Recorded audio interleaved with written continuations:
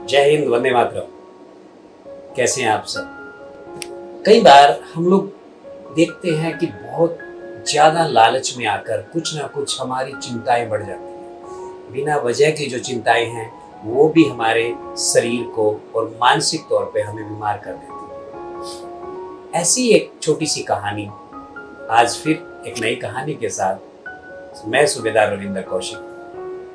कहानी शुरू होती है एक ऐसे इंसान से जो बहुत घुमक्कड़ प्रवृत्ति का है और एक समुद्र के किनारे टहल रहा है।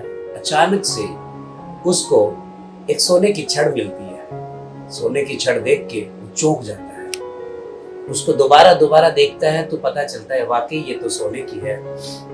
और टहलते टहलते उसके मन में आता है कि समुद्र के अंदर नहाया जाए।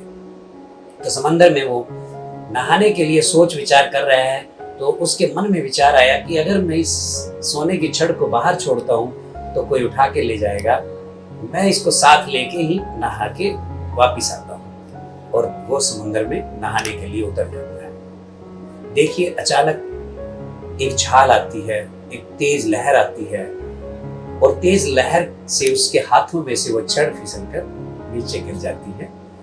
पानी के साथ वो छड़ रेत के अंदर दब जाती है और वापस झाल चली जाती है।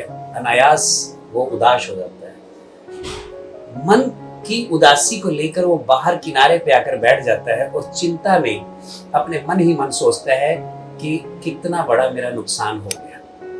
अचानक से वहां से एक संत गुजर रहे होते हैं। तो उन्होंने कहा, भाई क्यों चिंता कर रहे हो, क्या हुआ, कुछ खो गया है क्या?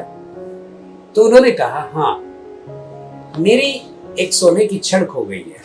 तो उन्होंने कहा, सोने की छड़ लेके आप यहाँ क्या कर रहे थे? बोले, मैं नहा रहा था समुद्र में और समुद्र की झाल के साथ वो सोने की छड़ भी बह गई। अचानक से जब उसने इसको सुना तो उन्होंने कहा, साधु बाबा ने, भाई सोने की छड़ लेके तू नहाने गया ही क्यों और लेके ही क्यों आया था?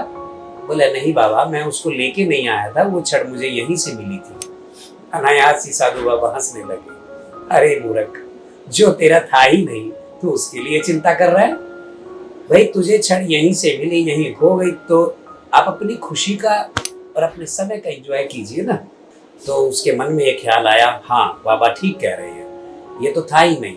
और अनायास होता भी ऐसे ही है हम सब के साथ। हम जब पृथ्वी लोक पे जन्म लेते हैं तो हमारे पास कुछ भी नहीं होता। हम यहाँ खूब मेहनत करते हैं, बहुत सारा धन कमाते हैं, ऐश्वर्य कमाते हैं, गाड़ी बंगला, इसके लिए हम तो भाग दौड़ करते रहते हैं। और अचानक से हम इस दुनिया से चले जाते हैं, वो सब यही छोड़कर चले जाते हैं। पर मन में कहीं ना कहीं हमारी लालसा रहती है, ये भी हमारे पास हो, ये भी हमारे पास हो, ये भी हमारे पास हो। और ये लालसा ही हमें लालच का रूप मिलती है, लालच के रूप में, और लालच ही हमें कहीं ना कहीं नरक के द्वार तक पहुंचाता है। तो दोस्तों, ये थी आज की कहानी। कैसी लगी आप सबको? अच्छी लगे तो कमेंट जरूर कीजिएगा और सुझाव भी दीजिएगा, और इसमें कोई बेहतर कर सकते हैं तो आपकी तरफ से कोई राय हो तो राय जरूर देना। जय हिंद, जय भारत, वंदे मातरम। Thank you.